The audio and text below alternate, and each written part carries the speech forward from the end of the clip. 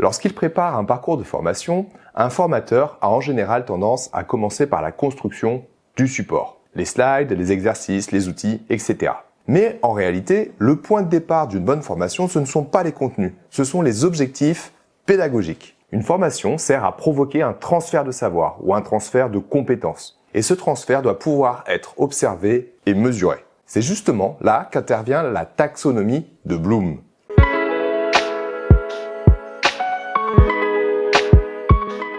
Bonjour, c'est Aurélien de Peren et aujourd'hui on va parler d'un outil extrêmement connu dans le monde de la pédagogie, à savoir la taxonomie de Bloom. Dit comme ça peut paraître un peu théorique. Pourtant, vous allez voir que c'est un outil tout à fait concret.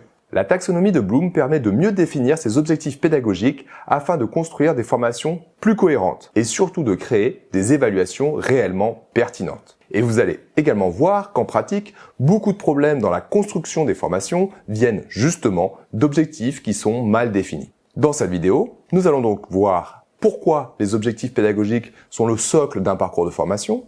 Nous allons voir ce qu'est concrètement la taxonomie de Bloom. On verra ensuite la différence entre un objectif pédagogique et un objectif opérationnel. Et enfin, nous verrons comment utiliser tout ça pour construire de meilleures formations. Vous êtes prêts les formateurs ? 3, 2, 1, partez! Quand un client ou un manager demande une formation, il exprime souvent un besoin très opérationnel. Par exemple, je veux que mes équipes vendent mieux. Ou encore, je veux réduire les erreurs qualité. Ou encore, je veux que les managers soient plus à l'aise en entretien. Ça, ce sont des objectifs opérationnels. Autrement dit, des résultats attendus en situation de travail. Le problème, c'est qu'on ne peut pas construire une formation directement à partir de ces objectifs opérationnels. Le rôle du formateur ou de l'ingénieur pédagogique, c'est justement de traduire ces objectifs opérationnels en un ou plusieurs objectifs pédagogiques. Et un objectif pédagogique, c'est différent. Un objectif pédagogique va décrire un transfert de savoir ou de compétences qui doit avoir lieu pendant le temps de formation. Voici quelques exemples d'objectifs pédagogiques. Par exemple, identifier les étapes d'un entretien annuel, appliquer une méthode de traitement des objections ou encore construire un plan d'action commerciale. Une fois que les objectifs pédagogiques sont définis, ils deviennent le socle de toute la formation. On va justement s'appuyer sur ces objectifs pour organiser le plan de la formation, choisir les activités pédagogiques, construire les exercices et créer l'évaluation finale. Autrement dit, les objectifs pédagogiques pilotent toute la conception pédagogique qui va suivre.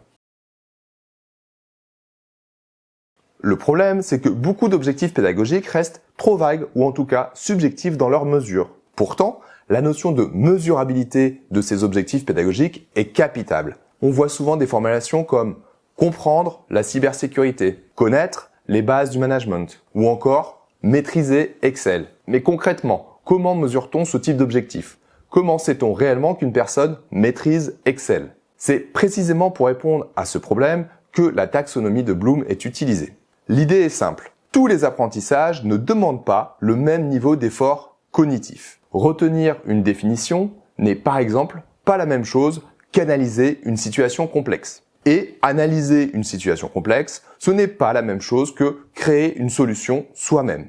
Bloom propose de classer les apprentissages selon différents niveaux cognitifs. Et ça aide énormément à rédiger des objectifs pédagogiques plus précis et plus mesurables. Et donc à construire des parcours de formation plus pertinents. Nous allons voir tout de suite comment cela fonctionne. Mais je fais une petite aparté ici pour vous rappeler que chez Peren, on a l'habitude d'aider nos clients à transmettre leur savoir. On accompagne et on forme les formateurs et les managers au transfert de compétences. Si vous êtes intéressé par une formation de formateur ou par une formation de manager qui souhaite transmettre son savoir à ses équipes, alors n'hésitez pas à nous contacter. Vous trouverez les liens de contact en description de cette vidéo.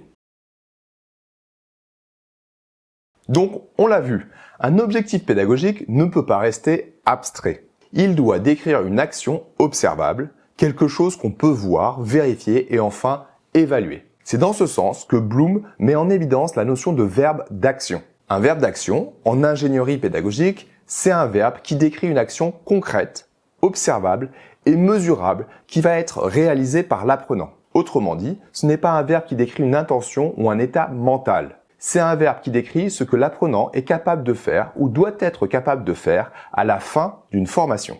C'est un point essentiel. En formation, on ne peut pas évaluer une intention ou un état mental. On évalue uniquement une action observable. C'est pour cela que les objectifs pédagogiques doivent être formulés selon une structure précise. La formulation la plus utilisée est la suivante. À la fin de la formation, l'apprenant sera capable de, plus verbe d'action de Bloom, plus complément. Cette structure n'est pas une simple convention esthétique, elle a une vraie fonction pédagogique. Elle oblige en effet à rendre l'objectif mesurable. Par exemple, à la fin de la formation, l'apprenant sera capable d'identifier les étapes d'un entretien annuel. Ou encore, à la fin de la formation, l'apprenant sera capable d'appliquer une méthode de traitement des objections. Dans chaque cas, le verbe d'action est central. Il décrit ce que l'apprenant doit être capable de faire, vous l'avez compris. À l'inverse, certaines formulations ne sont pas exploitables pédagogiquement. Par exemple, comprendre l'importance des entretiens annuels, être à l'aise dans la gestion des conflits, ou encore savoir prendre la parole en public. Ces trois dernières formulations posent problème, car elles ne décrivent pas une action observable. Elles décrivent un état interne, difficile, voire impossible à évaluer de manière fiable. Le rôle du verbe d'action est donc de transformer une intention pédagogique en comportement vérifiable. Et cette transformation a une conséquence directe sur toute la conception de la formation. Les activités pédagogiques doivent permettre de transférer le savoir. Et l'évaluation finale doit vérifier que les compétences sont effectivement acquises. Une fois les objectifs correctement formulés, grâce au verbe d'action, une autre dimension devient essentielle, le niveau de complexité cognitive. C'est également un élément à part entière de la taxonomie de Bloom. Celle-ci distingue 6 niveaux d'apprentissage, du plus simple au plus complexe. Premièrement, mémoriser, connaître. Deuxièmement, comprendre. Troisièmement, appliquer.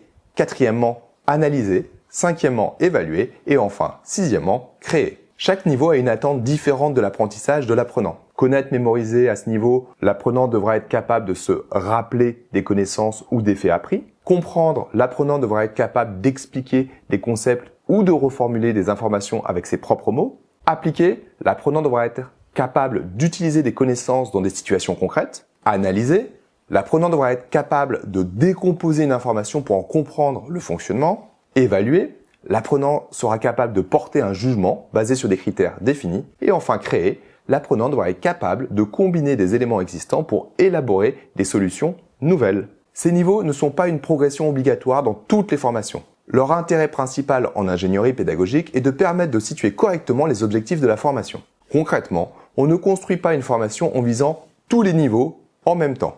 On définit généralement 2 ou 3 objectifs pédagogiques principaux et on les positionne dans des zones cohérentes de Bloom. Par exemple, une formation d'initiation pour les débutants sera centrée sur les 3 premiers niveaux, mémoriser, comprendre, appliquer. Une formation intermédiaire sur les niveaux intermédiaires, appliquer, analyser, et une formation avancée pour les experts sur les derniers niveaux, analyser, évaluer, créer. Vous le comprenez, l'idée n'est pas de faire progresser l'apprenant sur toute l'échelle de Bloom sur un seul parcours. En fait, dans la réalité, ça fonctionne rarement. Aussi, une formation doit rester dans une zone cognitive cohérente, le début, le milieu ou la fin. Parce qu'une formation ne peut pas, à elle seule, amener des apprenants de niveaux différents, de débutants et des experts par exemple, à franchir des écarts cognitifs trop importants sans créer des déséquilibres ou des décrochages. Comprenez, dans une formation avec des objectifs ayant des niveaux cognitifs trop éloignés, on observe 2 effets classiques. Premièrement, certains apprenants décrochent car la formation va trop vite et le niveau est trop élevé. Deuxièmement, d'autres décrochent car une partie du contenu est trop élémentaire pour eux et ils se lassent. Et le décrochage est le pire ennemi du formateur. Comment transmettre un savoir si les apprenants ont décroché ? Si on résume simplement ce qu'on vient de voir, les objectifs pédagogiques sont le point de départ de toute formation. Ils permettent de transformer une demande opérationnelle en objectif exploitable pédagogiquement, puis de structurer le parcours, les activités et l'évaluation finale. Mais pour être réellement efficaces, ces objectifs doivent être formulés avec des verbes d'action. C'est ce qui permet de les rendre observables, mesurables et donc justement évaluables. Et enfin, la taxonomie de Bloom apporte une deuxième grille de lecture essentielle, à savoir le niveau de complexité cognitive. Cette grille permet de situer des objectifs dans une progression cohérente et réaliste, sans chercher à couvrir toute l'échelle dans une seule formation. Au fond, tout se tient. Des objectifs opérationnels clairs permettent de cadrer le besoin. Des objectifs pédagogiques bien formulés permettent de construire la formation.